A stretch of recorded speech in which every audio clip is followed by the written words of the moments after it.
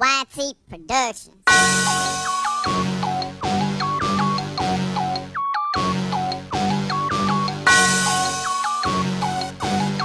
Yeah. I love my HBCU, and boy, I love it, love it. I love it, love it. I love my HBCU, and man, I hope my team they won one. Yeah. I hope my team they won one. Yeah, man. I hope my team they won one. I hope my team they won one. Yeah. I tuned into the HBCU Sports Lab to see if my team won or lost. If they lost, I'm quiet as a mouse. But if they won, keep tab. I'ma do the dab, yeah. Dr. Cavil, he know what he be talking about. Mike and Charles, they know what they be talking about. They compress the analytic data with your hip hop. If you know them like I know them, they gon' tell you if your team, if they won or lost, and who the ball. So listen to Professor, yes sir, and pay attention, cause he gon' teach a lesson. And you gon' learn today, how your team they play, how they play, boys. You gon' learn today, how your team they play, how they play, yeah. We represent that SWAC, that MEAC, and let me say, what's up to Well, hey, good morning. It is a beautiful Sunday morning here in Midtown Atlanta on the campus of Georgia Tech University here at McNeese Ballpark, Rush Chandler Stadium. It's a Florida Classic edition of the SWAC Baseball Championship between Florida A&M and Bethune-Cookman. Bryan Fulford, AD Drew here. And AD, we are an hour and a half away from Florida invading the SWAC, as we like to say it, man. It's a Florida Classic edition. We are, hey, who called that, Drew? Who called it? Somebody here called this a week ago. Right on the SportsWrap. Told you this was going to happen. You know, even though.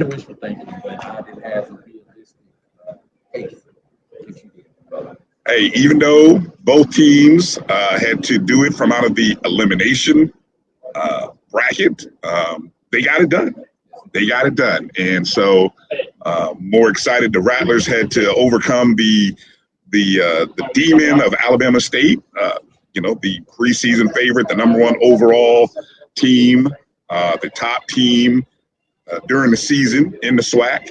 And for Bethune-Cookman, hey, Cats have 9 lives, man, and hopefully they used all 9 of them. That's what I'm going to personally hope. But they used a lot of lives to get here, and then they just turned on the bats in the what we call the semifinal games yesterday, right here. Opened up the can early on Grambling State and never looked back. So congratulations to Coach Hernandez, who we had on the show. And I told him, I said he had to meet us there, right? I had a feeling we were going to get here. That was me hopeful, wishful thinking. And fortunately, Coach Hernandez, I'm really happy for him, his staff. I mean, a real great guy, good dude, watches all of our stuff, and a real big supporter. So, when I can't root for us, he's the one Wildcat coach I'm gonna root for. Well, I told him. I told him, and I was honest with everybody. Hey, I'm rooting for Bethune up until Sunday, and that's the clear as day. So he knows that it's all good, it's all love, and like I said, that's how it's gonna be with family. Florida cousins, and so it's gonna be a battle for we'll root for each other, and then when we gotta play each other, hey, all that's out the door. There's no love. Hashtag beat BCU, and I'm saying that they're probably hashtag beat FAMU, and that's how it's gonna be for however long we're here in this ballpark, and then afterwards we'll be a little sore and we'll congratulate each other tomorrow. How about the athletic director site putting out that she was going to buy tickets for the first 50 people that hit her up on her Twitter yesterday, and they had to make sure they wore Rattler gear here today. Yes, and about maybe an hour or two later, half of those tickets were gone. Half of them were gone. Now I don't know if she got. I'm assuming she got rid of them. I hope she got rid of them because I would have made some calls, but I've been so busy over the last several hours. But yeah, shout out to VP AD Sykes for being a real magnet and a big calming force. I mean, it's just doing a lot of great things here for the students of Florida A&M, and really excited to see her put that out there and really do her part to try to drive more engagement from Rattler Nation. This is kind of Drew, just from just the crowds that we've seen. I know it's hard. I keep forgetting this is Memorial Weekend. That's the one thing that and so there may be a lot of Rattlers who I'm sure wish they were here, but they may have made travel plans to be in other areas of the country. Why would you what? Take travel plans to be anywhere but the SWAC Championship. Well, look, there were a lot of people that didn't know how this was going to go. I mean, again, we finished a bit of a. The month of May was not kind. No, it was not. We'll put it like that. And we had some tough losses against Alabama State and Bethune. Yeah, and so we revenged one set. Yes. And now, even though, let's see, I think I was reading Gerald Thomas of the Democrat, his story. He was saying that Bethune has won 4 of the 6 during the regular season. Correct. All it takes is one now. There's only one game. It's all it counts. Winner take all. Winner take all. We throw all the rest of the stuff out the window. So got a good pregame show here as we kind of look into the various aspects of this tournament here. Game number 15, Drew. 13 on the schedule, but it's the 15th game. Because, yesterday were A and B. A games, however they if necessary. Yeah, 12A and 12B. Something like that. 11A and 12A or something along those lines. Yeah, so we played 14 games here. I think if my numbers are correct, let's see, FAMU is now 4-1 in this tournament. Both teams are 4-1. Yeah, I was trying to quickly do the math and see how that works. What's been this? Let's talk for a second on both teams. Seminal moment for Bethune-Cookman has been which game, or which moment stands out? Come back against Jackson State. I believe that was day 1. Day 2. Day 2. Yes. Day 2. That would be day 2. With a lot, they were in the losers bracket. Right. And we're losing going into the 9th inning. Bottom of the 9th inning, if I'm not mistaken. Against Jackson State. Right. Down 2. Able to come back and get the victory in that game. At that moment, you kind of was like, okay, this team does have an opportunity to do it, but did they burn too much pitching? Was the question that I had in that game, trying to win that particular game. And that was early. That was what day was that? Thursday. Okay, yes. Yeah. And then again on Friday morning, the morning game, they pumped a lot of pitching on Friday morning also. So you were wondering how much pitching does Bethune have? Bethune does have arms, but there's a limitation still when it gets down to it on how many arms. You saw a team such as the Texas Southern. Not Texas Southern. Southern just flat out ran out of arms on Friday. Mm-hmm. You saw yesterday Grambling, who ran out of arms. Mm-hmm. And as deep as Alabama State is with their pitching, it also seemed like they ran out of arms yesterday. Both Bethune and FAMU were able to get deep starts out of everyone in their rotation, which allowed them to, back end it. Yeah, Bethune may have used 4 or 5 pitchers in the game. FAMU may have used 4 or 5 pitchers in the game. But those pitchers were not throwing a lot of pitches in those appearances. So I think that is the difference between, and I know that I'm getting away from your original question, Bryan, but I think that is the difference between why these 2 teams are left standing versus the other 6 teams who have gone home. All right, so key moment for Bethune. Elimination, game 2, bottom of the 9th against Jackson State. How about for Florida A&M? Seminole moment. Key moment of the last 5 games for the Rattlers has been what?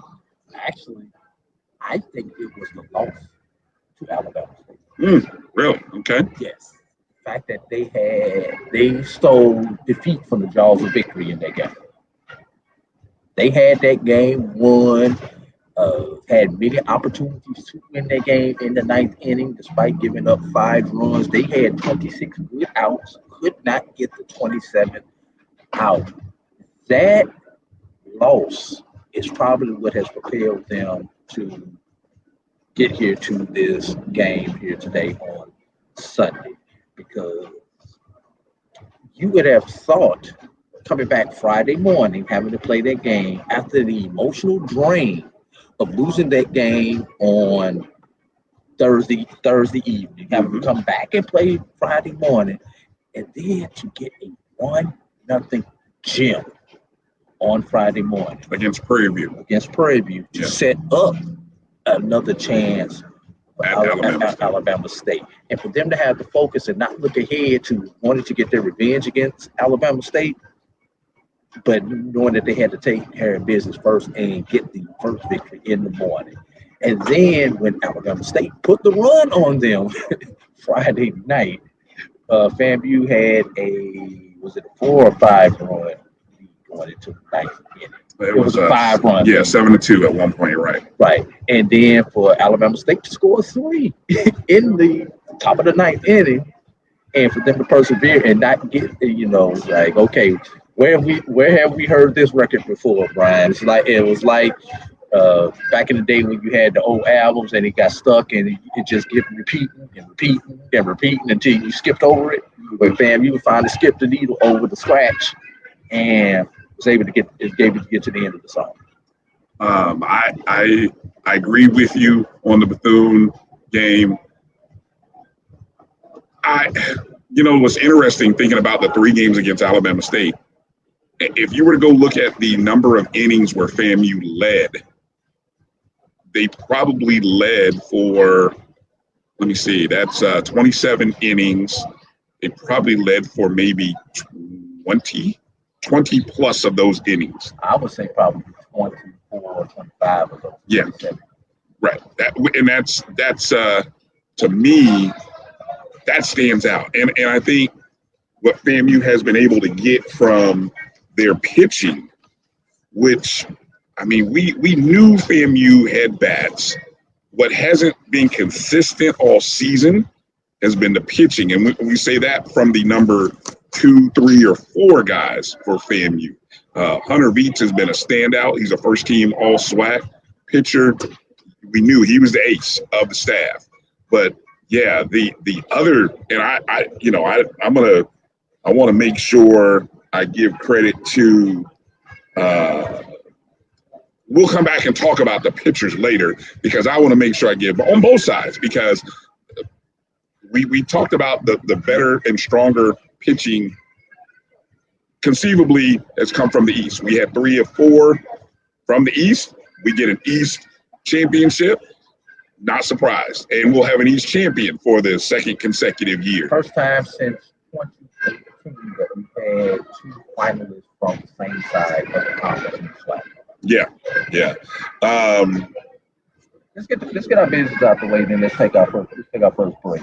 What business is that? You haven't given the handle. You've been so excited. I jumped right in. You just jumped right in and started talking about the game. You haven't taken care of let's see who's jumped up with us this morning. Yeah, who's up. I don't know. The stream is going out, but folks may be out. Folks may be at church. We only own about 7 hours. Yeah. Folks might be at church or whatever. So we'll have to make sure to re-air this tonight during our regular time slot. But thanks for everybody for watching and following the Black College Sports Network at my BCSN1, the number 1. Make sure to go follow the Jericho Broadcast Network's app on the Google Play and Apple App Store. My JBN, my BCSN is where you can find it. Download the shows on the BCSN Pod Zone. BCSN Pod Zone is where you can find all the shows that appear. And so I know coming up hopefully a little bit later in this pregame, we'll have Dr. Kenyatta Cavil. Okay, so we see a few people back there. There's Doc back there, Charles Bishop as well. We got to ask Bishop to break down that urban jet stream. Yes, that's one of the topics that we one of the topics on the show script. So I hope he did his. He's ready to present his paper. Yes, outstanding work, by the way, from Charles Edmond, Charles Bishop, Coach Roger Cato, Centoria Black, SWAC Digital Network.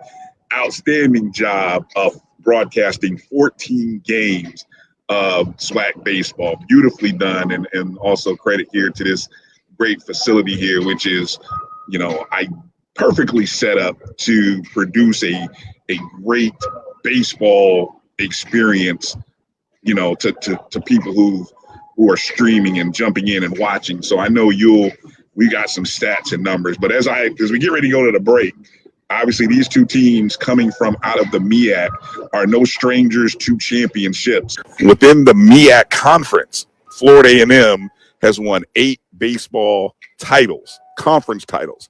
The last one coming when they were in the MEAC in 2019.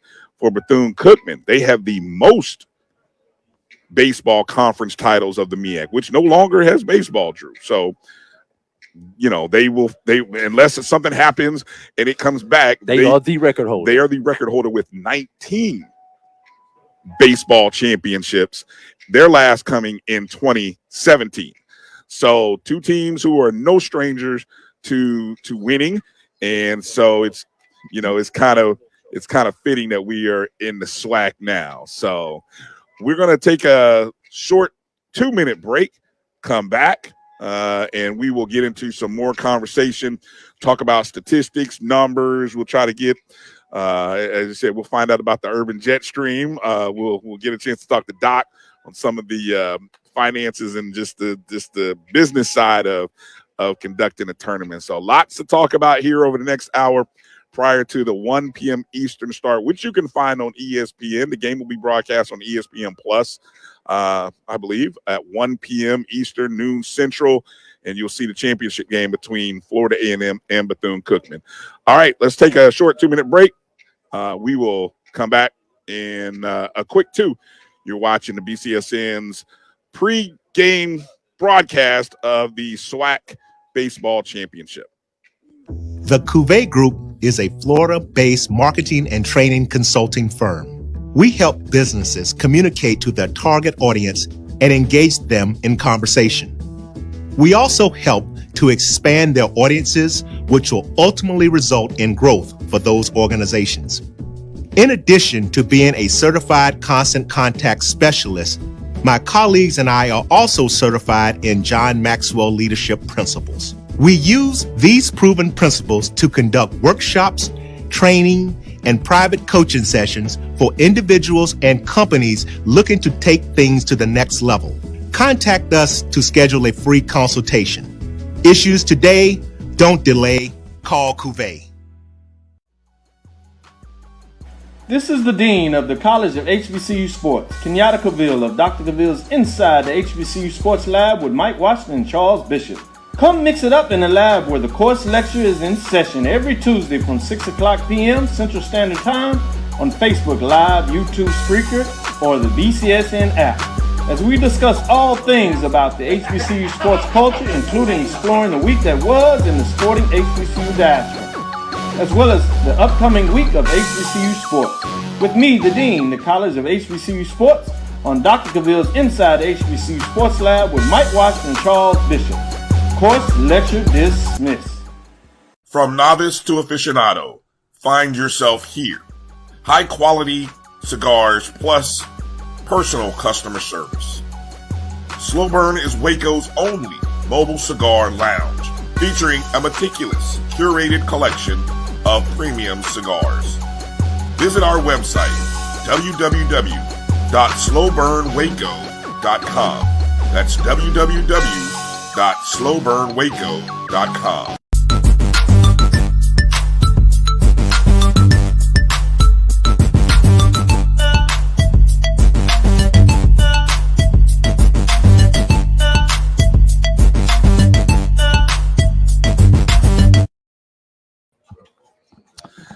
All right, welcome back. It's the BCSN's broadcast here, a pregame show for the 2023 SWAC Baseball Championship. Bryan Fulford here, and you can see now I've got the team of Dr. Cavill's inside the HBCU Sports Lab. Got the dean himself, Dr. Kenyatta Cavil, and the man on the man on the ground. I'm still trying to find out the dugout man himself, right. Charles Bishop,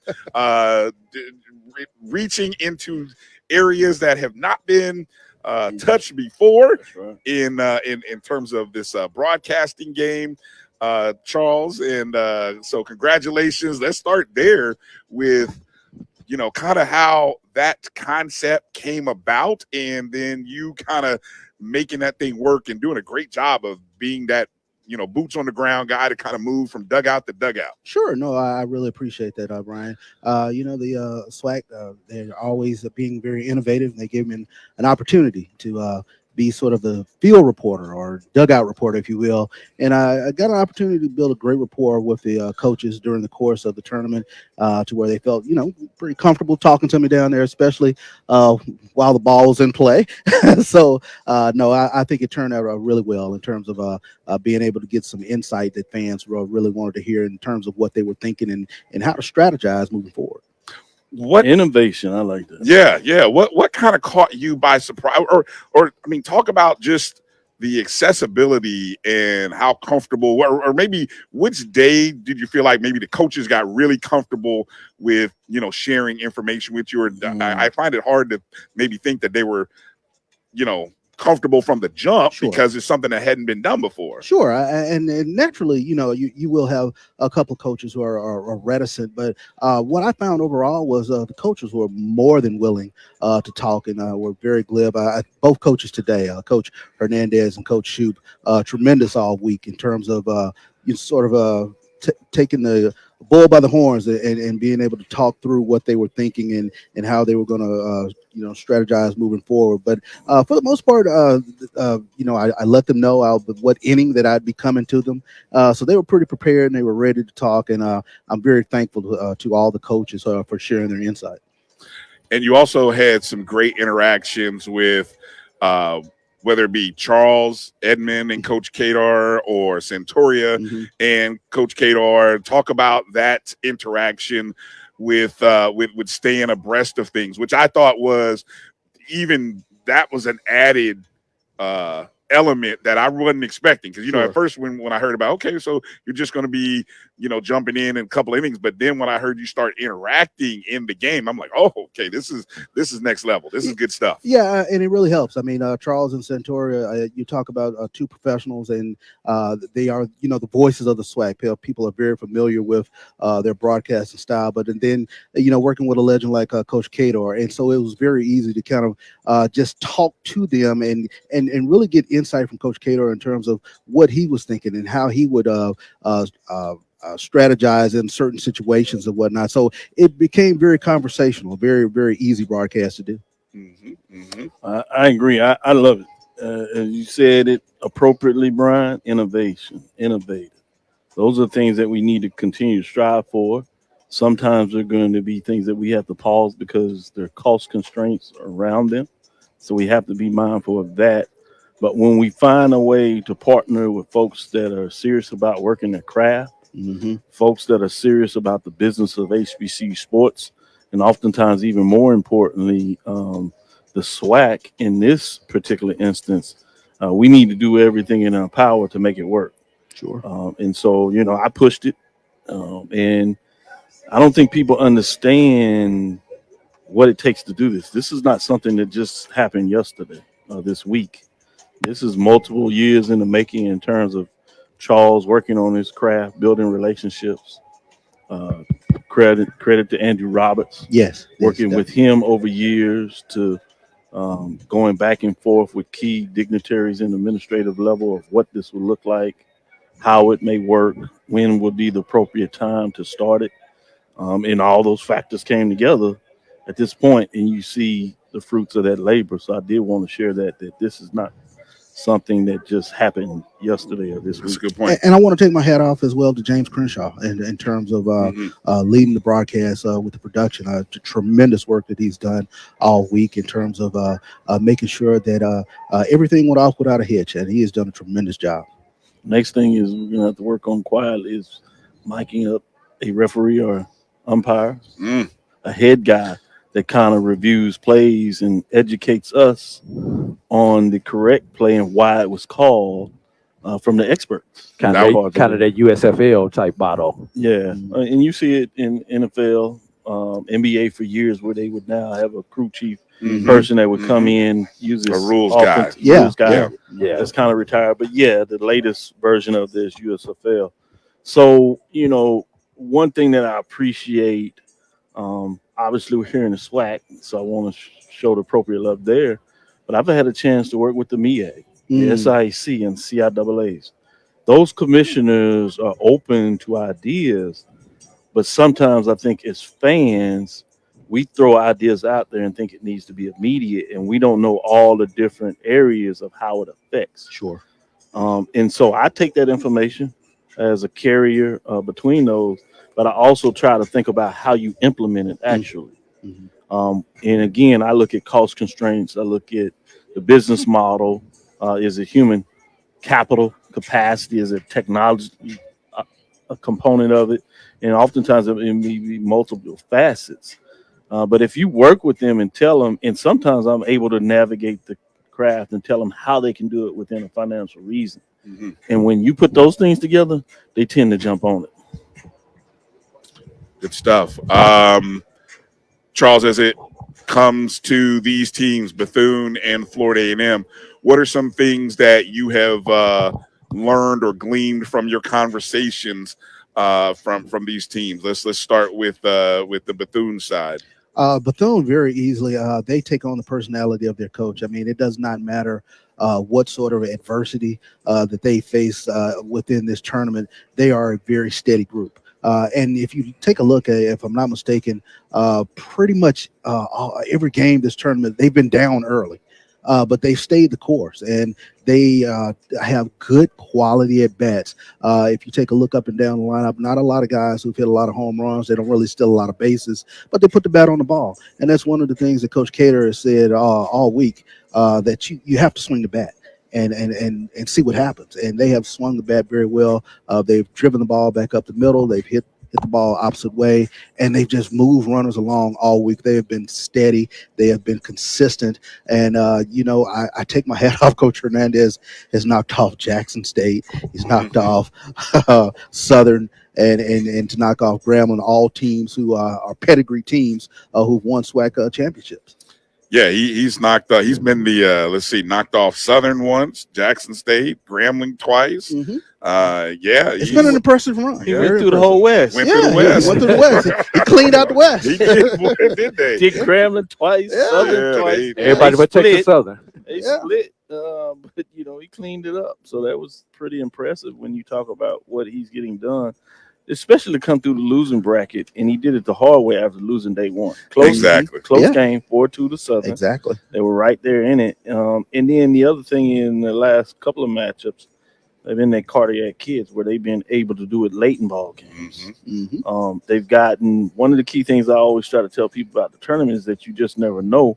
There's usually going to be a couple of unsung heroes, oftentimes on the mound, big bat here and there that gets a crucial 2-out RBI or multiple RBI to get you either the lead or to finish it out late. And he's come from behind. He's got some pitches that went deep.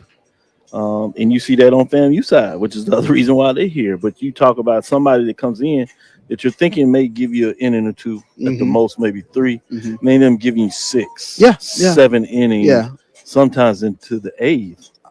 That's everything. I think that's been the biggest thing when you take a look at this FAM baseball team. And you to your point, Doc, you take a look at the guys who have started ball games for them in this tournament.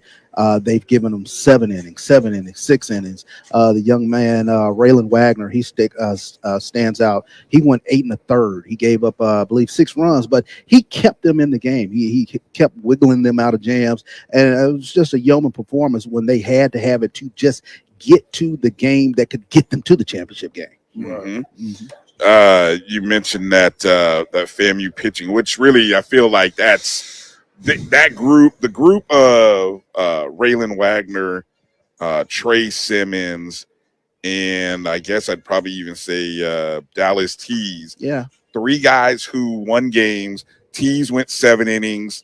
Simmons went 6 yesterday in the semifinal. And you mentioned Wagner, who went 8 1/3. Guys that, I'm not going to lie, look, we weren't really sure. And I'm saying we, Rapper Nation, but a lot of people weren't sure what those guys were going to do. We question the arms. Let's be frank. It's what we hear of professionals. It's not to beleaguer the young men that work their heart out. But in terms of what we saw on paper with statistics. Coming into the weekend, And that's what we do. You know, kudos, shout out to Mike. As he's not here, he would have told you data points. And that's why you look at data points, because these indicators. Now, they're just that. They're indicators of what will probably happen. That's why you give folks even more kudos when they go above and beyond what the expectation in terms of what the data says they are supposed to deliver. So kudos to what they were able to do. All right, fellas, I want to note something. FAMU is in the first base dugout today. And one thing that I've noticed throughout this tournament, it seems like whoever's in that first base dugout has been the victor most of the ball games. So good point. Just throwing something out there to everybody. Baseball is a game of superstition, AD. So that's one I hadn't thought about. Look, we'll go with it. Have you done People get comfortable too. Yeah. And baseball is a game, as you know, playing it, a while back, is oftentimes the more comfortable you are, the more that you're able to deliver, which is the finer things that we're really looking at. So while we may just see it as, superstition, when you really dive down into it, we're talking about how you feel. And no matter what sports or what level, the better you tend to feel, the better you tend to perform, because your mind is in it. This is about your mind, where you are.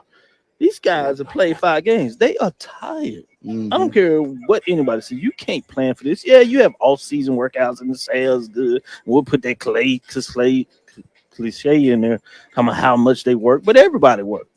Sometimes it's about how do you push through and how do you make that good break. We were watching the game with my brother-in-law, nephew, and Deuce. As you know, many people have gotten some of his commentaries, fell in love with it. We were down there late, and you had some Grambling folks, Bethune folks, just to give an example. And the lady said, man, that was a lucky play. And I think the gentleman misread what she was saying that the kids weren't lucky. And he's saying where the ball was hit, because the ball hit perfectly. That double Great play. play that he dove and caught the ball. And yes, just the happened double to play. land on And first he base. landed on first place. So the play in itself was outstanding, but the ball being there where he could react in such a way to make the play is luck. And sometimes you need that. Sometimes you need fortune. Frankly, luck in tournament. It doesn't mean that the team is not playing well. One other thing, at no point in time during the season do you play 6 games in a 4-day span. Correct. Yeah. Correct. Yeah, you kind of have to have that Iron Man mentality once you get to tournament play. So yeah, especially if you get that loss. Yeah, once you get in that there's losers a bracket, case you can get in that winners bracket, and that's why you lean to what and have to give even more credit for FAMU and Bethune-Cookman being able to get 2 on Friday. That doubleheader after playing 3-some games. Usually, even if the game is not won by the undefeated team in the first matchup, usually they're able to come back later in that game and get it, because just the dead legs, tiredness kicks in. So I'm fascinated to see the matchup, and it happens to be the fact that it's the Florida Classic. Second year of these programs in there. You can't get better if you're a true person of the SWAC. And I'm sure from the commissioner's office, in terms of integrating teams into a conference and expansion, I'm talking about at any level. You love to see this take place from that person. Obviously, you may have a sweet spot for your teams and those blue bloods, barring a term. I like to say black bloods to turn away from everything whiteness, but that's a whole different discussion. But from that perspective, when you talk about it, it's like this officially integrates you in terms of playing at the level. FAMU has a unique chance, and I know you brought this up in one of the questions you had, AD Drew. Hold that thought. Let's come back with those storylines on the other side, Doc, because it's time for our second break. Okay. How about that? No problem.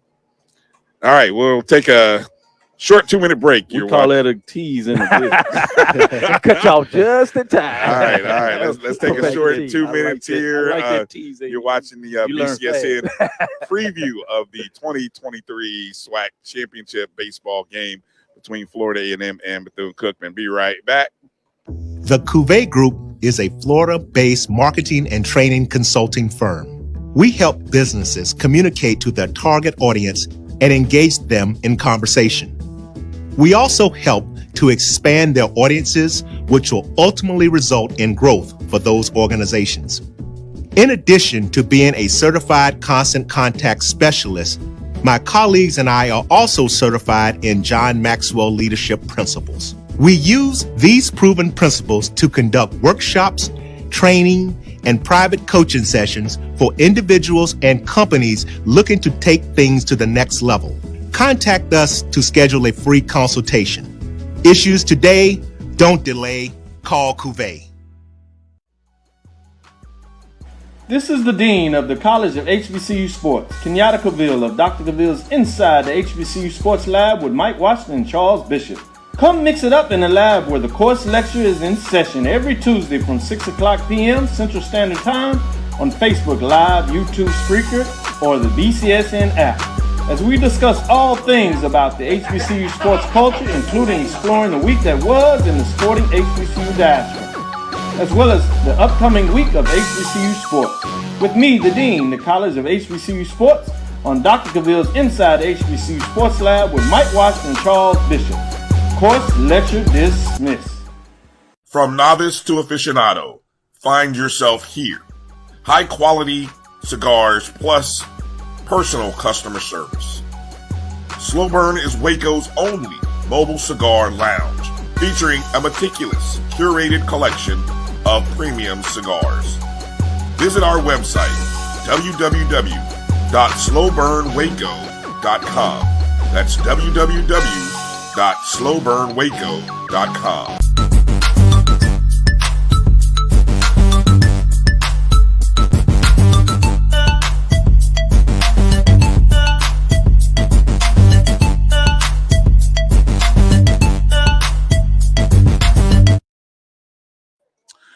All right, welcome back. It's the BCSN pregame show to the 2023 SWAC Baseball Championship. The team of the BCSN SportsWrap and Dr. Cavil's Inside the HBCU Sports Lab doing our thing right here in the media press room here at McNeese Baseball Park and Rush Chandler Stadium here on the campus of Georgia Tech. Been a great site. We've had great weather. Which that cannot be understated, how nice the weather has been. And I was kind of thinking about this a second, guys, about last year and how having to play multiple games towards the lead up to the championship game, because I think even that Saturday there was that you had to play two in the morning and come if possibly in the afternoon. Yeah, and so this year that wasn't the case. It was just a nice one game semifinal. As we call it, the semifinal, the last game in bracket A, last game in bracket B. They had to split fields. They had to use a different field. Yeah, it had to use another field. I mean, it worked out this year. Other than the legend here, as he starts off his career, other than the urban jet stream. Let's talk about that. There you go. Yeah. There you go. Wait. For all y'all in church, y'all better please listen quietly as Charles tells about this urban jet stream. Hit the thumbs up while you're in church. We know you can't comment right now because you want to get a rev all the attention as he gets ready to pass the plate around and give the word for the day. But you can still hit that thumbs up while you got your AirPods in and listen to Charles break down this urban jet stream. The urban jet stream.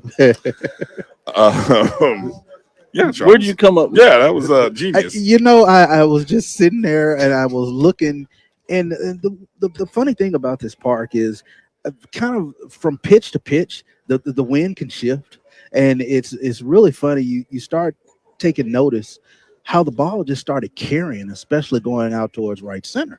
And you look at the flag, and the flag would potentially be blowing back toward left center, and you'd start taking a look like, what is going on? Why is the ball carrying such? But it just seemed as though the ball would just sort of get into this vortex going towards right center. And I don't know. It just came to my head. Just started calling the urban jet stream. It was like something's going on over there. But yeah, the ball just seemingly carries out toward that right center field area, and we've seen some home runs go over there, and we've seen a lot of doubles go in that area. And the ball just would carry, and then you look up and see the center field, on his trot trying to get back to the fence. Something else I noticed, Charles, and you may have heard people coming in and commenting as you were down in the dugouts. We had a lot of interesting plays out in right field. Some that a lot of them did not go down as errors. A lot of them went down as hits or wound up being spectacular catches, because it seemed like you were saying, the ball would twirl around when they get there in right field. It would sail further than somebody thought it would. Did you hear any comments from players and or coaches while you were there near the dugouts about trouble in right field? Even with the lights in right field, it seemed like the sun or the lights or something was playing havoc to the right field. Well, one of the things I did pick up on, especially outfielders, just kind of talking about toward the right field line, and it seems as though there are Bermuda triangles, if you will, in certain areas where just the ball would dance just a little bit more, and they would just remind each other to just stay with it, stay under it, make sure that they were able to track the ball as well as they could. But they were just, and we saw it yesterday even with Grambling. They're just the ball just seems to have to swirl at times, and you saw yesterday Grambling's infielders had issues, their outfielders had issues, and just odd little crosswinds across the stadium. Yeah, you saw it all tournament long, where particularly different spaces in the outfield, sometimes in the field, but the outfield, but even foul balls coming off the territory gave you problems. But in right center, I remember a couple of plays or shallow right. Coming in with the light coming into you, it was a challenge there. Good to see young baseball players coming into the crowd. The gates are open now as we hit probably 1 hour, little less than 1 hour from our scheduled first pitch. You can see, Rattler Nation, Wildcat Nation, SWAC Baseball, SWAC Nation starting to file in. You see some youth organizations, youth teams from hopefully the Atlanta area will be here, and they got a great day. We're talking about the weather. I'm looking at the flag in left center. It's sort of calm. It's holding steady it's now. holding steady. It looks calm to us. I'll put it that way. Yeah, just as you said it starts to bleed out. I know. I knew I should have said so. I was waiting on it. I was saying, okay, is it going to stay where it's I saw you trying to pause to see if it tricked you. It let you get it out, and then it was like, okay, let me show. It's an illusion. It looks calm. Hey, nobody can see the flag right now because we don't have a camera that way. So whatever you would have said, Brian, they would have went with it. I got you. And I did want to make mention of this, Brian. The work that the grounds crew has done with the infield, it's been tremendous. When you look at the number of games played on this field, they've done a tremendous job in terms of dragging and keeping it watered. And one of the things the infielders made mention, you're going to get true hops. So we've seen some stellar defensive plays. Ooh, yes. The other thing, when you talking about a little bit of the business of this, fascinating to see that Nike is happy. Obviously, the final two championship, you have Nike and subsidiary with LeBron James. In terms of the championship game, and that were the only two teams of Nike that were represented. The rest of were either Adidas or Under Armour. Under Armour had 3, Adidas had 3, and then you had the 2 with Nike, and the Nike teams come out in regards to playing for a championship game. So that's always fascinating to see. The apparel side of this and different ways to look at it from business and see what that looks like as well. Hey, Dr. Cavil, before we went to break, we were talking about some of the storylines from the tournament. You were about to get into some of the interesting storylines. So What is your number one storyline for today's game? I think the number one storyline is the fact that you have the Florida two schools playing for it, and they integrate in terms of the SWAC. The two newest expansion members play for, as Charles alluded to, probably the top three main sports in the conference. Arguably, somebody might put baseball as four between women's basketball. But with that said, when championships in Olympic sports are special. All championships means something, obviously, in terms of the Commissioner's Cup. There's something about playing for a football, basketball, or baseball championship. And here you are, got your two expansion members.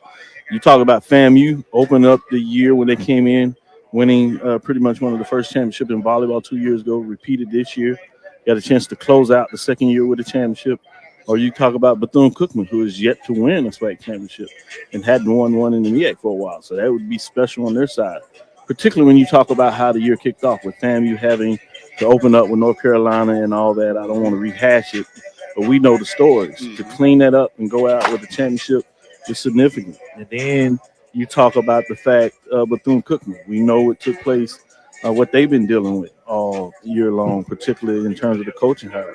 You come out and earn your first championship, a lot of that makes it a little easier to come out and tell folks that you're doing better and feeling better. So to me, that's the biggest story, the fact that the two schools are playing for it and how they may end up the year. Charles, what about you, Dr. Cavil? We asked for what Dr. Cavil gave about 3 storylines. So you got any storylines you looking at, Charles? Yeah, I think the biggest storyline for me is definitely you have the two Florida schools that are playing for the SWAC championship, and especially when you think in regards to recruiting all the good baseball that's played in the state of Florida. Yeah. This has to be a tremendous boon for the Bethune-Cookman program as well as the Florida A&M program when you look at all the great baseball that is played in the state of Florida. And here in Georgia. And here in Georgia as well, Atlanta, exactly. Atlanta If you look at every roster, the Atlanta area in particular is well represented on pretty much every roster in the Southwestern Athletic Conference. Yeah, I'm going to give a look interesting one. Coach JB Shute, opportunity to win both a BAC and a SWAC title. And normally you have to change schools. Yeah, as a head coach. Normally you have to change schools to do that, but the school decided to change conferences, so he gets the opportunity to do that, winning MEAC championship in 2019, and with the opportunity here 4 years later to win it in the SWAC. Coach Johnny Hernandez was an assistant coach on the 2017 Bethune team that won the MEAC title, also with that same opportunity, this time as a head coach with the Wildcats this year. How about talking about that is you throwing Alabama State doing it as assistant coach at Bethune-Cookman and then heading over to Alabama State. Getting it done, you did Melendez. But you all talk about the fact to get there for FAMU wins. Oh, shoot, he's done it by defeating that coach. That's pretty big. Right. Pretty big and stellar. Correct. Tells you also where a lot of good baseball is being played right now. Right, because he came from the state of Florida.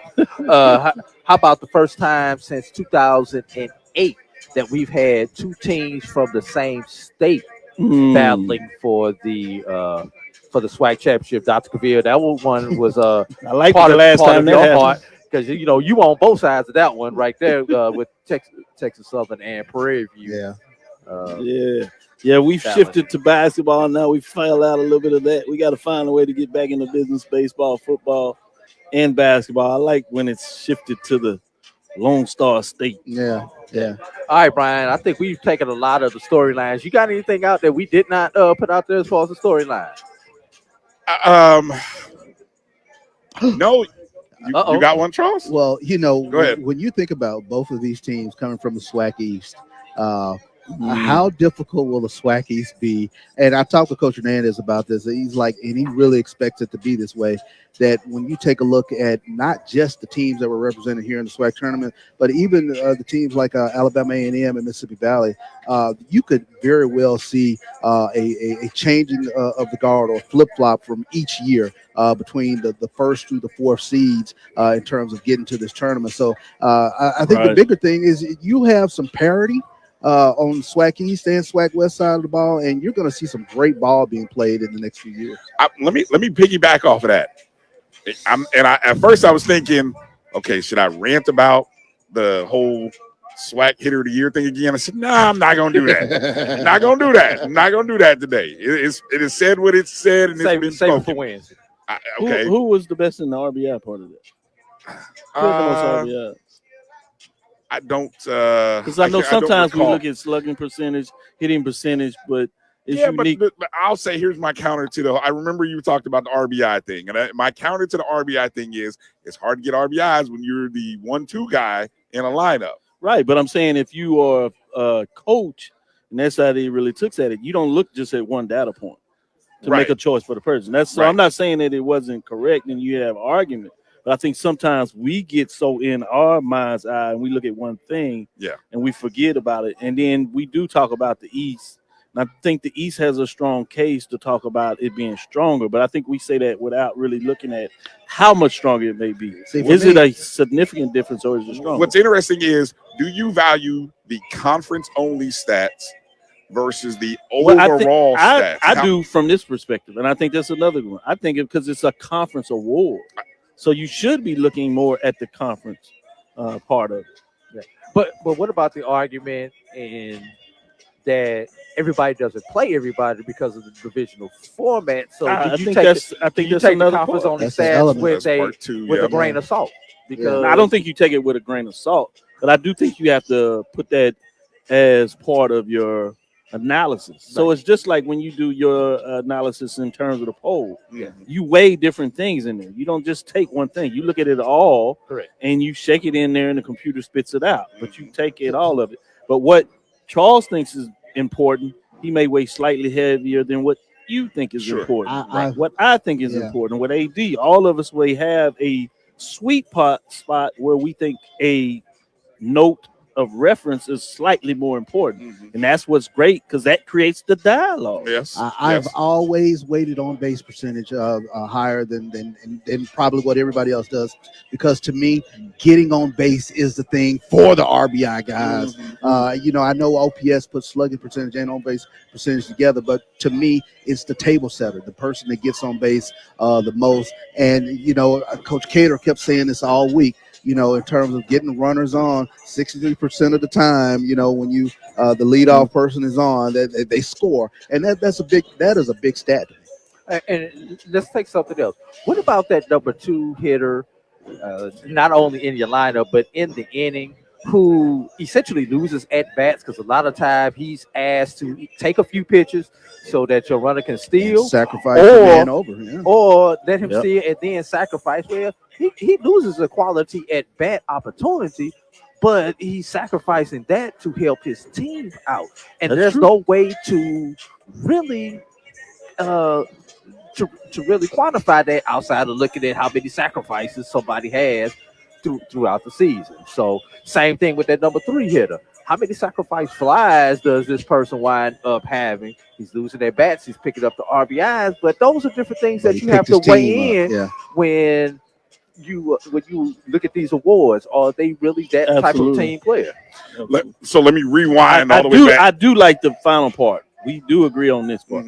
I do think they need to expand the voting to some of the media, particularly those media that have shown that they've covered this for 5+ years or so.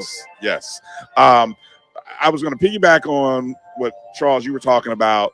I think this East and the dominance of the East, what it may do to the West is they're going to have to do some improvements, and it's going to start with scheduling. I don't know if it'll be scheduling, because I think scheduling is unique to your area, because sometimes scheduling gets tougher in terms of who you have in your region. And you got to remember, scheduling is not just you. You has to be reciprocated from teams that want to play you. Okay, that's a great point. But I will say this, and when you look at the non-conference scheduling amongst the top 3 East teams, compared it against the top 3 in the West, it was drastically different. Yeah, and I remember. I'm not arguing that. I remember Coach K. But I'm saying that you cannot use that as a definitive data point to say that's the reason why they're better. No, I'm not using it as a data point. What I'm using it as one of those things that say when you see that changing of the guard and that okay, for example, I'm trying to use an example when somebody comes into the conference. Yeah, people tend to replicate it, but I think it's not just scheduling. What I think I hear what coaches what they want to replicate is the depth in pitching. Okay. They attribute the teams on the East being better in regards to their ability when they get in tight space is their quality of depth in pitching. Okay. Not necessarily scheduling. So I got you. I'm not arguing that they're going to chase them. We're going over semantics in regards to what they're going to chase. That's a good point. Okay. That's a good point. Here's the thing, though. Here's what scheduling can possibly help you out with that, because maybe you're able to schedule games against opponents in the part of the country where some of our Eastern teams are playing, which may, i.e., help recruit. Let me give you this and be frank about it. Texas Southern is going to have a problem with scheduling people until they get their new ballpark. Okay. Teams in that area do not want to come to McGregor Park and play this. Okay. So let me get very frank with y'all so y'all understand. Okay. Thank you for bringing some it of down. the things, the dilemma in regards to how you schedule. There are not as many division teams in Louisiana, for example, as you have in Florida. So it's not a problem in Texas. You have all the Division I teams you need to play, but they're not coming to McGregor. You have more of them that will come to Prairie View, and they tend to play a high number of Division I because of that. So that's what I'm saying. Scheduling is not simply saying, hey, I want to do this. You have to have folks that say you want to do this, and you're not going to play all your games on the road because that don't make sense either. That's a good point. That's a good point. AD, there was an interesting numbers that you broke down, attendance and streaming numbers. Right here. You go back. Because AD broke down some great numbers in terms of the 14 games to date. Oh, nice. And looking at some of the attendance numbers here in the ballpark, but more importantly, some of the streaming numbers as well on the SWAC digital network. So this is accurate as of this morning. Okay, so in terms of the most in-game, the most attended games, we've got, it looks like the last game of day one, which was Jackson State and Grambling State with over 1,000, with nearly 5,000 streaming. How are we calling that? Are we calling that unique views or just how does that usually work on the YouTube? I think YouTube counts every view. Every view. Okay, so over 5,000 or nearly 5,000. FAMU ASU is the top. Yeah, I was just pointing out I was starting with the in-game attendance. Oh, okay. Yeah, and then let's see, in day two, your most attended game. Actually, you had a great day on day two because even with the early morning Prairie View TSU game, then you get into about 700 people for the Bethune-Jackson State, a little over 800 for FAMU, Alabama State, and just a little drop to 760 Southern Grambling State. But those middle games between Bethune-Jackson State, FAMU, Alabama State drew in just around 6,000 unique streaming views. Wow. With that FAMU Alabama State game so far being the highest watched game according to the numbers on the SWAC digital network, just over 6,300 views. And then of course that Bethune Jackson State game coming in just under 6, and it's almost fitting given the drama of those games. You know what I'm saying? And those two games were back to back. Yes. Yeah. So those are people stuck around because they were excited about the matchup. Or texting people, calling people, yo, they you were need to get on texting people, and hey, see man, this. this is a good one. You need to see this. Twitters are going up because people are tweeting it and those kind of things. So it's fascinating to see how that attracts more viewers as well. Over 66,000 views. Yeah, in total, if you total up all 14 games, 66,000 That's views impressive. Yeah. on the SWAC digital network. Hopefully a lot of those people who tuned in subscribed. Know, I'm sure that's what Andrew Roberts would like. Hey, hopefully these folks subscribed and stuck around, and will stick around. And then here in the ballpark, in total, we've had a little over 11,000. So I talked to Charles to give some updates, and the commissioner, when I say Charles, in this case, Charles McCullin, he was talking about that percentage-wise, they were seeing an uptick in the numbers here. So thus far, and that was yesterday when we discussed that, he was excited about the numbers and where they were trending. So just to give people some comparison, they are up compared to what they were the last couple of years in terms of their attendance. And everybody makes this big thing about people being here, and yes, attendance is important for the atmosphere of the ball game, but you can definitely get more eyes on a screen than you can get into anybody's stadium.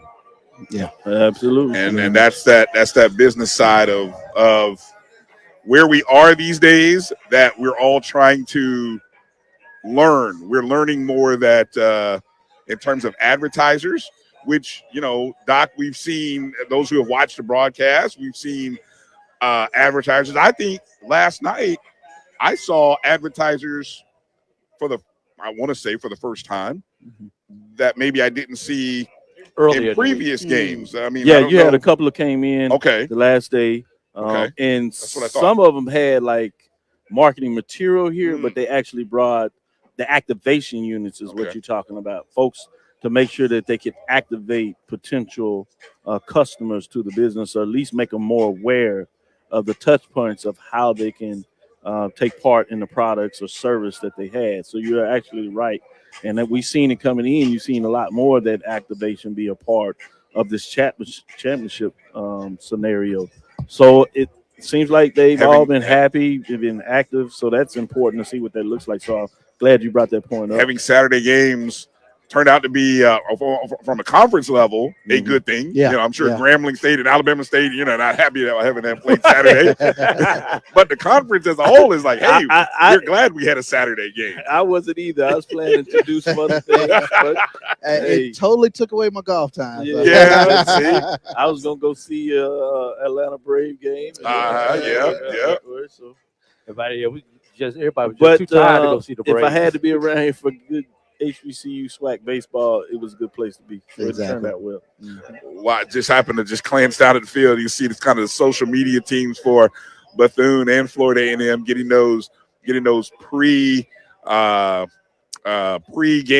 graphics that you guys will see on your social media feed with the trophy. That's the kind of, you talked about this the other day. The beauty of getting to the ballpark early. Now, I know there's no like live batting cage out there, like if you go to an MLB game, but if you get here early, you see all kinds of stuff going on. You see families getting a chance to chat with players. There's accessibility, old media friends. folks. Yep. Got the Cat Eye Network in here. This young brother putting in work back here. You see him in front of you. See that, and it's fascinating to see in regards to those little nuggets, as I like to call it. So many moving parts, and so lots of moving parts. All right, let's we overdue. Okay, thank you, Drew, for keeping track of that. All right, let's say gotta pay the bill. Is this the last one before it's because this will be our last break, then we'll come back. Mr. Tuskegee back there. We'll try to break down some of the we'll get into starting pitchers, starting lineups, and all that good stuff. We'll give some of our in-game analysis and breakdown and our parting shots. Predictions, you guys in the chats, wherever you're watching us, on Facebook, on YouTube. Time to get in with those predictions now. Let us know who wins this contest today. Put the one finger up as you go out to text, though, and leave the church. That's all I'm going to say. Put that finger up. Oh, my goodness. We'll be back right after this short break. I have in me the ability to make you a better you. So if you work hard, focus, stay on point, you can do anything. Trust me. We made this track to tell everybody they can follow their dreams. The human voice has always connected audiences with experiences. Major brands all across America have trusted Kever's voice time and time again. Conversational, powerhouse, intelligent, and sincere. That's the voice you need for your creative marketing process. KEAVERSVOICE.com. Kever's Voice, Kever's Voice, KeversVoice.com. Always on, all the time.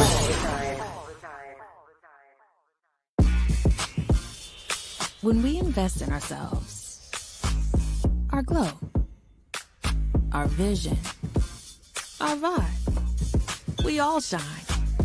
Together, we are black beyond measure. Remember the revival? Relive the remix. Reunite for the Orange Blossom Classic. HBCU Reunion Experience. It's year 3, baby, and we back with that fire. Calling all HBCU fans. Labor Day weekend. The I Love Jackson State University takes on the venomous Florida A&M University. Tickets are on sale now. Watch the game in premium style seating or watch it from a luxury suite. And of course, you know the halftime show is going to be epic right here in the 305. The sonic boom of the South and the illustrious Marching 100. Who you rocking with? The 2023 Orange Blossom Classic. Don't miss the HBCU Reunion Experience. Labor Day weekend, Miami Gardens, Florida, Hard Rock Stadium. Trust me, we'll see you there. Oh. Check out OrangeBlossomClassic.com for tickets and info.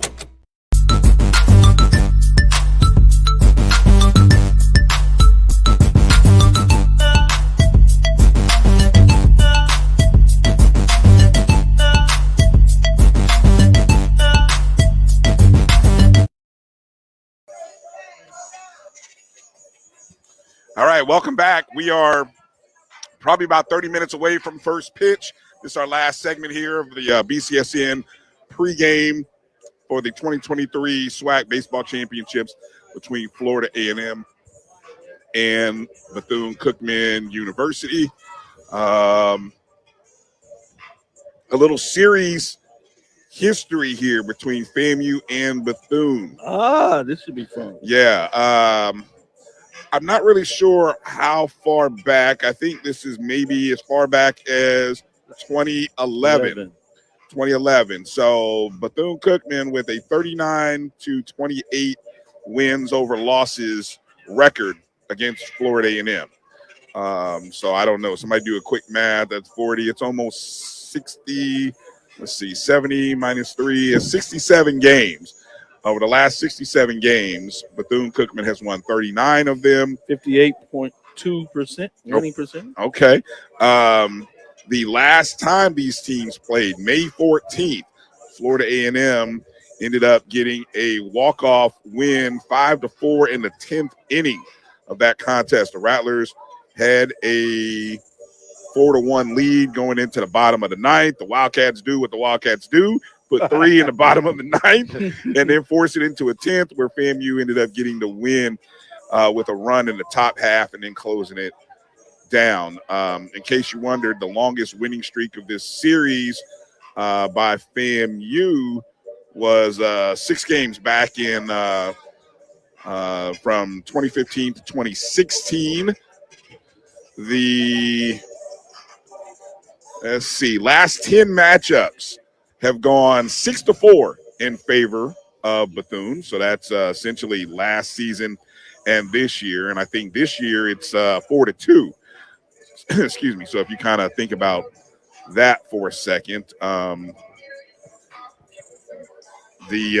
win by FAMU at home ended a 4-game losing streak to the Wildcats. So for a period of time, the Wildcats had won 4 straight, which is why I'm not gonna lie, I was a little miserable for a moment. I was quietly rooting for the Florida final, but I would not have been mad. I mean, yeah, it is what it is. You know, at least you're truthful about it. Kofi would tell me, Brian, cut that out. You know, we beat the Wildcats. I know, Kofi, I know. All right, we here though. So okay, but that's just me. That I break it down like that sometimes. So you got to do what you got to do. I got to do. That's how I analyze things. Okay, so in terms of the What? So as you're looking at that and finalize it, we got Bethune-Cookman with the maroon tops, white bottoms. FAMU with the green tops, white bottoms. Classic looks for both programs. I love it. Exactly. White caps with the FAMU logo on there, and Bethune-Cookman coming out with their maroon caps. All right, let's get into the pitching lineup. We get the aces for both staffs. What as Coach Hernandez and Coach Shute would say, the Friday guys, the day ones, the day ones. You disagree? No. Oh, okay. I was like, okay. He just saying, because you think about how long they will last in the game. Will be well, okay. So the furthest. Let's start before I get into the history. We can go back and look at the previous contest. Anything stand out for you, Charles? We look at the previous appearances by Santos, which I believe was day one against Southern, and Veets day one against Texas Southern. What I remember about Santos day one was inability to stay ahead of batters. But I think he went 7 innings, if I'm not mistaken. But it was a little bit of a challenge, a little bit of a fight, and I think Bethune-Cookman lost that first game. He couldn't keep that lead runner off base, so that was one of the things I was thinking about. But when you talk about a pitcher who has stuff, Nola Santos has, swinging looking stuff, freeze frame stuff. He has good stuff. So it'll be very interesting early on to see if he has his breaking pitch working today, that knee buckler changeup that he has. Anything from Veets that you recall? Veets, of course, went 7 innings, ended up with the victory, 5 hits, no runs, no earned runs allowed, struck out 5 against Texas Southern. Yeah, I think it was just the inverse. He was able to stay ahead of batters, and he was able to work both sides of the plate. That's one thing I remember Coach Ketter talking about in regards to pitchers, this generation of pitchers having issues just throwing inside. We've seen a few hit batters and guys just not getting that inside pitch, but Hunter Beast was able to work both sides of the plate. And one of the things that I, remember the coaches talking about, huge for them, is changing the eye level of the batters. I think that's something that to pay attention to today, whether they can get that pitch down and away and then come back up and in with a fastball and kind of get that strike and kind of stay ahead of batters. Just in case you're unfamiliar, Santos, the 6'1", 200-pound junior, is from Miami Beach, Florida, went to Miami Beach High School. I believe he's second in the nation, something going into the tournament in terms of strikeouts. Yeah, exactly. Okay. He has swing and miss stuff. Yeah. If he's on, it's going to be interesting to see the type of adjustments that are made to try to get him off his square a little bit. Extra timeouts, stepping out of the box. But now you got the pitch clock, and the enforcement of that in this new game is going to be interesting because you can't play that as much. Yeah, you can't play as much as you used to be able to try to throw a pitcher off the game. Mm-hmm. And I remember there's been 2 plays distinctly that I remember that have been wiped off the board due to a pitch clock violation. Yeah, both of them were outs. One was a fly out in the game, and one was a strikeout. One of them earlier, unlike the second one against FAMU, where they end up getting it out, getting the win. The other one, the inning carried on a little bit. It wasn't any damage, but you're right. It's fascinating to see how that pitch clock, if you would, and forcing the game to move along plays into this new age of baseball. And Hunter Veets is 6'4", 220 from Pensacola, Florida. His second year with the Rattlers. He came as a transfer from Auburn University, Montgomery. And so he has, he's found his place as I think both of these guys are first team all SWAC pitching, correct? Yes, okay. Yes, they are. So I mean, a great pitching matchup today. Great pitching matchup. All right, let's turn to the lineups. So Florida A&M is the visiting team. They're hitting first. Do we have? Yeah, we do have the lineups here. Yep, all right, so the lineups. We've got leading off for FAMU, Ty Jackson, who has been hitting. Well, let's see. We can go to as I go through these names, I'll let you guys see if you guys anything that pops out in their tournament stats. Sure. Ty Jackson leading off for FAMU, playing center. Ty Hanchy batting second and catching. Jared Weber batting third, playing left. The cleanup man is FAMU's big-time home run hitter, Sebastian Greco, who plays first. Jamaico Bastardo, who I believe has maybe had 3 homers in this tournament, bats 5th, plays right. Joseph Perini playing DH, batting 6th. Will Brown, who sort of made a name for himself in this tournament, if you didn't know who he was, the second baseman, batting 7th. Adam Hidermoto, batting 8th and playing 3rd, and Jalen Niles, the shortstop, batting 9th. Anything that stand out, Charles, as you kind of go through their tournament stats, or just in general as you covered? The big thing, of course, coming into this game is FAMU has played the long ball. Jan Michael Bastardo. You mentioned him. 3 home runs. Sebastian Grico. He's had a huge tournament. And when you stop and kind of look at Florida A&M's offense, Sebastian Grico and Joseph Perini, 2 players with 50-plus RBI. So the big thing is going to be the table setters, getting guys in front of Jan Michael Bastardo, in front of Grico, and seeing if you can make some hay with a big inning. But their offense is been pretty scary in this tournament. Yeah, I'm interested to see if Todd Jackson can get it going a little bit. He's batting well under his average for the year. So his tournament, which has been solid, but in terms of batting, he's batting at 250 versus batting at 364. So I'm interested to see if he can get it going along with those that have been able to play the long ball, to see what that little mix gets in. I thought about, Charles, your favorite stat, your on base percentage. Will Brown, 579. Yeah. And slugging percentage of 786. Yeah, he's been a real table setter. Yeah. All right, let's jump over to Bethune's lineup here. They are leading off with the 3rd baseman, Luis Turo, playing center, batting 2nd, Garrett Chun. Batting 3rd, wearing number 8 today, not number 4, so it'll be number 8, is Highland Hall, the right fielder. In the cleanup spot is the left fielder, Boris Pena. Batting DH and hitting 5th, Robert Moya. Batting 6th, playing first base, Manny Sofran. And catching, batting 7th, Irvan Escobar. Batting 8th, playing second base, Colton Olison. And batting 9th, playing shortstop, Jeremy Garcia. What stands out there for you there, Charles, and then Doc? They really haven't hit the long ball, but here's the thing that jumps out with Bethune-Cookman. When they go through when they see this pitcher the 2nd or 3rd time around, they tend to come alive in the second third of the 9 innings and the last part of the game. So I've noticed their at bats get much better as the game progresses, and we've seen this with them. Once they start jabbing you, they don't stop.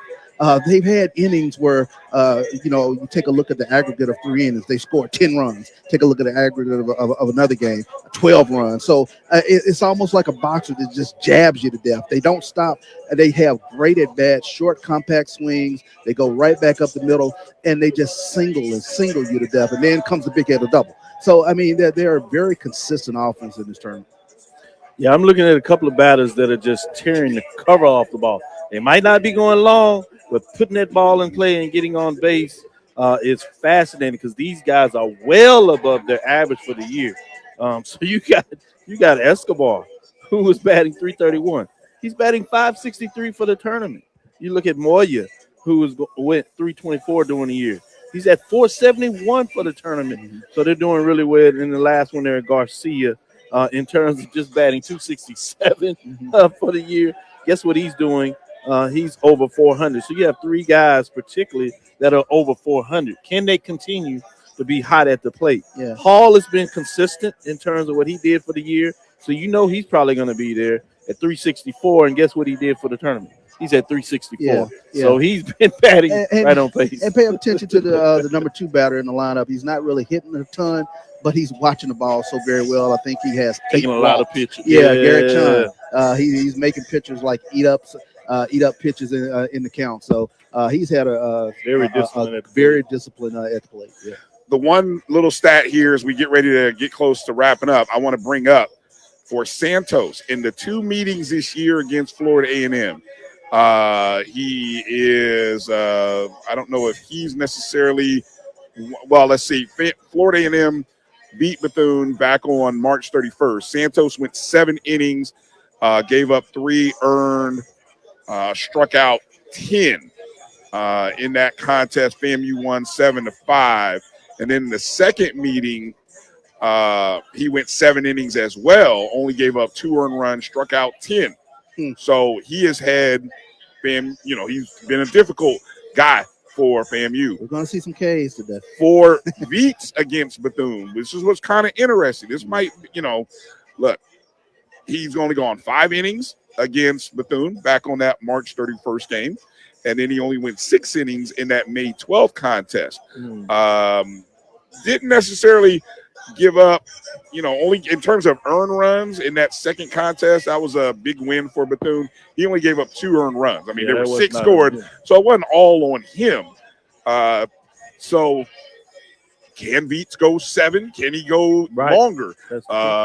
And then the question is Santos, who I believe only went, he did go 7. So we'll see. All right, let's go prediction time or keys to the game. Keys to the game prediction time here is we got to be out of here in a couple minutes.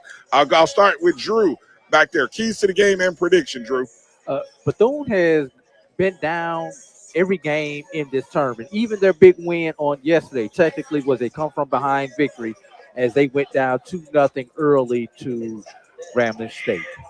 FAMU has been up on their opponents and have, as Alabama State walked them down one time, and they fought hard to hold Alabama State off the last couple of times that they played them. So that's the thing that I want to see. Will the tables turn, or will we see those same trends by both teams, where Bethune start down and then fight their way back and take the lead, or with FAMU, you have the ability to go up early and hold off their opponent?